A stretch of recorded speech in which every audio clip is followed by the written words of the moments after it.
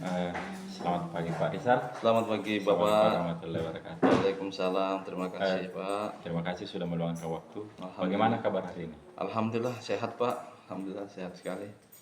Anggap saja ini kita diskusi ringan ya. Siapa? Eh, Tujuan kita hari ini adalah bersama-sama memastikan Iya Pak. rancangan pembelajaran Bapak sudah optimal mencapai pembelajaran mendalam mengenai topik fluida statis. Iya betul Pak. Sekali. Berita status betul Pak. Bagus sekali. Sekarang eh, coba ceritakan apa tujuan pembelajaran spesifik yang ingin Bapak capai di materi fluida statis ini. Oke. Untuk materi fluid status ini saya memiliki 3 tujuan ya Pak. Yang pertama, saya ingin siswa saya bisa menjelaskan kembali proses dari fluid status itu dengan gaya bahasa mereka sendiri. Jadi dalam hal ini mereka bisa memahami. Kalau mereka bisa memahami kan secara otomatis mampu menjelaskan dengan gaya bahasa mereka sendiri.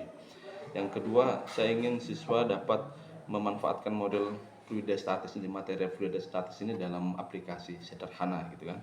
Artinya dia bisa mengaplikasikan materi tentang fluid status ini dalam benda-benda sederhana, alat yang bisa dihasilkan mereka, mengaplikasi. Dan yang ketiga adalah dia bisa merefleksi, artinya mengevaluasi dari apa yang sudah dia lakukan. Itu mungkin yang jadi fokus saya ada 3 Pak. Terima kasih Pak. Jadi dari ketiga tujuan tadi, operasional mencakup pengalaman belajar mendalam, memahami, mengaplikasi dan merefleksi. Lantas strategi model pembelajaran apa yang Bapak gunakan untuk memastikan siswa mencapai tujuan-tujuan? Untuk Pertama mencapai mendukung PM ya. Iya, pembelajaran mendalam Pak ya. Oke, untuk menggunakan itu saya sesuai dengan pembelajaran mendalam kita bisa menggunakan STEM ataupun PBL ataupun PJBL. Nah, di sini saya lebih terfokus ke PJBL Pak, berbasis project. Artinya setelah nanti saya menjelaskan tentang teori, kemudian saya memaparkan video yang akan ditonton oleh siswa, nanti saya akan membagi siswa itu beberapa kelompok untuk beberapa kelompok, dan mungkin nanti setelah itu saya akan minta mereka untuk membuat satu project, dan kemudian setelah itu mereka akan mempresentasikan dari project yang sudah mereka buat. Itu mungkin. Jadi basis saya adalah PJBL. Jadi ini menarik ya. Jadi Iya, Pak. bagaimana Bapak Rizal ini menilai ketercapaian tujuan tersebut, terutama untuk menjelaskan dengan bahasa sendiri dan mengevaluasi model. Oke, betul sekali Pak. Nah, terkait untuk itu, untuk menjelaskan dengan gaya bahasa sendiri, saya akan menggunakan rubrik asesmen Pak. Asesmen formatif saat mereka berdiskusi. Untuk memanfaatkan model, ada penilaian produk juga. Jadi produk yang nanti dihasilkan oleh anak-anak itu, kita juga menggunakan ada asesmen penilaian. Dan untuk evaluasi, saya akan menilai kualitas refleksi kritis. Kualitas refleksi kritis itu baik dari diri pribadi mereka sendiri maupun dari teman-teman mereka. Itu mungkin Pak yang menjadi fokus saya. Saya kira saya sangat setuju sekali dengan apa yang Bapak jelaskan tadi. Fokus pada tahap mengaplikasi, khususnya saat mereka berkolaborasi membuat sebuah model. Iya, betul sekali Pak. Jadi saya memang terfokus kepada bagaimana anak-anak itu bisa mengaplikasi. Jadi apa yang mereka pelajari itu bukan hanya mereka ketahui saja, setelah pulang lupa. Jadi kita berharap apa yang mereka pelajari itu bisa diaplikasikan. Itu yang Jadi menjadi fokus ini saya. tahapannya ini dari abstrak menuju konkret ya. Betul sekali Pak. Jadi Betul sekali. ini lebih kontekstual ya Pak. Sangat kontekstual sekali. Saya kira terima kasih untuk pertemuan hari ini. Saya kira luar biasa sekali. Baik Pak. Bapak mampu mengaplikasikan PM ke dalam rancangannya. Mudah-mudahan nanti di observasi nanti itu bisa dilaksanakan dengan baik. Ya, tentu saja saya tetap minta bimbingan Bapak. Pasti ada kekurangan-kekurangan saya nanti saat proses pembelajaran. Saya kira ini sudah luar biasa. Terima kasih. Mungkin kita akhiri percakapan kita hari ini. Siapa? Terima kasih sudah meluangkan waktu. Siap. Oke, Bapak lagi ada kesibukan ya? Terima kasih Pak ya. Oke. Selamat sore Pak. Alhamdulillah, selamat sore Pak. Bagaimana kabarnya? Alhamdulillah sehat Pak. Alhamdulillah. Pak Rizal, gimana, Pak? setelah Ya. saya amati tadi, bagaimana perasaan Bapak mengajar dan jalannya pembelajaran hari ini?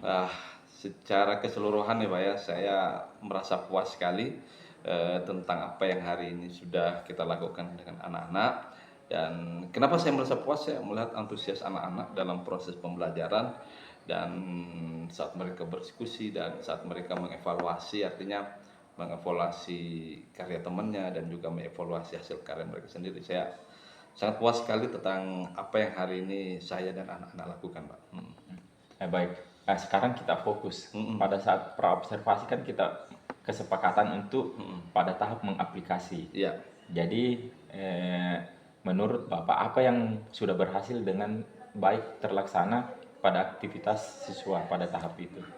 Yang saya lihat adalah anak-anak itu sangat kreatif ya Pak. Jadi dalam pembelajaran kemarin saya mengaplikasikan, meminta mereka untuk bagaimana mendaur ulang sampah-sampah dari plastik itu bisa kita aplikasikan dalam dengan sesuai dengan pembelajaran yaitu fluida statis. Dan ternyata anak-anak kita sangat kreatif dan kerjasama mereka itu sangat bagus sekali. Ini yang di luar dari pemikiran saya. Saya kemarin berharapnya tidak seperti ini dan ternyata aplikasi anak-anak kita sangat kreatif sekali, Pak. Oke Pak, berarti saya setuju dengan apa dari pengamatan saya ya. Iya. Saya mencatat bahwa hampir semua kelompok itu siswa sangat terlibat, kemudian berinisiatif mencari solusi untuk masalah teknis model mereka dan berdiskusi aktif. Iya. Ini kan prinsip PMI itu menggembirakan, Betul sekali, berarti mereka harus terlibat, kemudian berkesadaran dan berartinya mereka sendiri yang melaksanakan.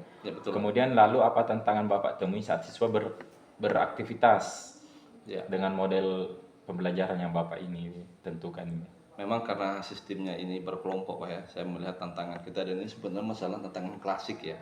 Kalau pada saat kita sudah bentuk anak-anak berkelompok, pasti ada saja anak-anak yang pasif, anak-anak yang kurang begitu aktif dan menunggu hasil gitu kan. Nah ini sebenarnya tantangan kita bersama, tantangan saya secara pribadi. Mungkin hanya kalau kita lihat, mungkin Bapak sendiri melihat presentasinya tidak terlalu banyak kan, ada 3-4 orang. Kalau kita bagi 5 kelompok itu yang kemarin itu ya dalam satu kelompok itu satu dua orang itu ada, dan ini menjadi PR tersendiri buat saya bagaimana kedepannya agar bisa mendorong mereka lebih aktif dalam kegiatan berkelompok. Itu mungkin yang menjadi tantangan saya. Nah, saya kira dengan pengamatan Bapak itu saya juga mendapatkan hal yang sama. Iya. Mengenai umpan balik berbasis data. Jadi ada 2 siswa yang hanya memegang lem tanpa berkontribusi pada ide dan perakitan. Iya. Saran saya yang spesifik yang dapat ditindaklanjuti adalah menerapkan strategi think, pair, and share, yaitu berpikir, berpasangan, berbagi. Jadi mereka itu bekerja saling berpasangan, kemudian mereka berbagi juga. Sebelum memulai, guru kita meminta siswa secara individu merancang satu ide. Jadi mereka membuat ide lalu berpasangan untuk mendiskusikan ide itu, kemudian baru ke kelompok besar. Ini memastikan setiap orang punya kontribusi, artinya setiap siswa itu nantinya punya kontribusi terhadap hasil kelompok ini, hasil karya kelompok itu. Saya setuju sekali Pak, ini menurut saya masukan dan ide yang bagus Pak. Saya sebelumnya belum pernah terpikir untuk memaksa mereka untuk berpikir individu yang awal seperti ini. Kedepannya usul Bapak ini sangat bagus sekali dan ini perlu saya coba dan saya terapkan di pertemuan yang berikutnya Pak. Dan terima kasih Pak atas masukannya, dan ini sangat menginspirasi sekali Pak. Nah, saya kira luar biasa Pak Rizal ini. Langkah itu akan sangat mendukung keterlibatan siswa. Siap Pak. Karena mereka akan berkesadaran. Kenapa? Karena meskipun kerja kelompok, tapi setiap individu itu harus mempunyai kontribusi. Betul. Kemudian terakhir, untuk mengembangkan kemampuan Bapak lebih jauh mengenai penerapan pembelajaran mendalam ini, pelatihan atau dukungan apa yang harus kita alokasikan ke depannya supaya apa kekurangan ini bisa tertutupi? Oke, saya rasa memang kita perlu yang pertama pelatihan Pak. Nanti mungkin saya minta mungkin dari pihak sekolah bisa memprogramkan pelatihan tersendiri untuk kami guru-guru ini, karena mungkin pemahaman terutama tentang pembelajaran mendalam ini perlu terus kita kembangkan di sekolah kita Pak. Dan yang kedua mungkin strategi asesmen, karena jujur saja saya sendiri merasa agak kurang untuk yang teknik men-asesmen yang bagus, sehingga memang asesmen itu memang betul-betul tertuju kepada siswa sesuai dengan kemampuannya. Jadi saya minta mungkin nanti dari pihak sekolah bisa memprogramkan itu Pak. Dan yang ketiga, mungkin nanti kita masih perlu bimbingan. Saya minta bimbingan dari Bapak, apapun kekurangan nanti saya bisa ditegur langsung gitu nah Pak. Dan terima kasih Pak atas bimbingannya selama ini. Baik Pak, mengenai apa saran dari Bapak itu saya catat. Siap. Nanti akan kami sampaikan kepada tim kurikulum supaya itu diprogramkan, kemudian kepada bendahara itu dianggarkan. Jadi kedepannya Bapak ini akan lebih paham lagi mengenai pembelajaran mendalam, terutama dalam asesmen seperti yang sekali, Bapak ya. tadi minta. Betul sekali. Saya kira luar biasa pertemuan kita kali ini. Saya kira kedepannya mungkin kita akan berbicara lagi ketika ada tantangan atau kendala.